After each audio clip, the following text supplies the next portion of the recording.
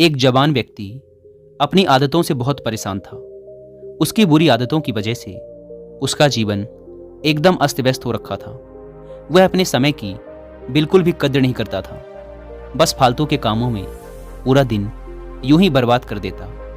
किसी के भी पास बैठ जाता और लंबी लंबी गप्पे मारकर अपना और दूसरों का भी समय बर्बाद करता, जिससे लोगों की नज़रों में उसकी बिल्कुल भी इज्जत नहीं थी। वह आलसी और कामचोर भी था। जब भी उसके घर वाले उसे किसी काम के लिए कहते तो वो बहाना बनाकर उस काम से बचने की कोशिश करता, और अगर किसी कारणवश उसे वो काम करना ही पड़ता तो वो बिना मन के जल्दबाजी में उस काम को करता। और जब घर वाले उसे कुछ समझाते या कुछ कहते तो वो अपनी गलती माने बिना उनसे बहस करता।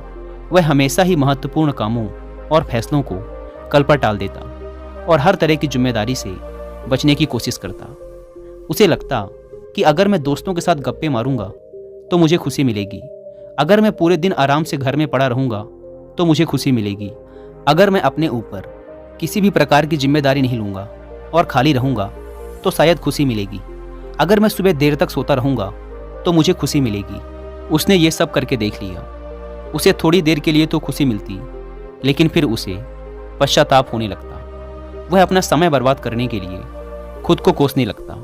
उसका मन अशांत और उद्विग्न हो जाता। धीरे धीरे वो युवक भी अब ये समझने लगा था कि उसकी आदतें ही उसकी सभी समस्याओं की जड़ हैं। वह समझने लगा था कि काम को टालने और समय बर्बाद करने से कुछ नहीं होने वाला। इससे मुझे थोड़ी देर के लिए तो खुशी मिल जाएगी, लेकिन अंत में मुझे आत्मग्लानि और दुखी होगा। उसने अपने आप को बदलने का प्रयास किया, लेकिन कुछ दिनों बाद वह फिर से अपनी पुरानी वाली स्थिति में आ गया। और ऐसा उसके साथ कई बार हुआ। वह पूरी योजना के साथ खुद की आदतों को बदलने की कोशिश करता, लेकिन कुछ दिनों में ही वह फिर से अपनी पुरानी वाली आदतों पर वापस लौट आता। अब तो वह भी हार मान चुका था। उसे लगने लगा था कि चाहे वह कितना ही प्रयास क्यों ना कर ले, उसे अपनी आदतों से छुटकारा नहीं मिलने वाला। उसका जीवन तो बर्बाद है। अब उसे ऐसे ही आलस्यपूर्ण और नीरस जीवन जीना होगा। यही सोच सोचकर वह बहुत ही उदास और चिंतित रहने लगा। तभी एक दिन उसे किसी ने बताया कि गांव के बाहर वाले जंगल के नीचे एक आत्मज्ञानी बौद्ध भिक्षु अपनी कुटिया बनाकर रहते हैं। तुम उनसे मिलो। उन्होंने बहुतों की समस्या का समाधान किया है। वो तुम्हारी भी समस्या का कोई ना कोई समाधान अवश्य निकाल देंगे।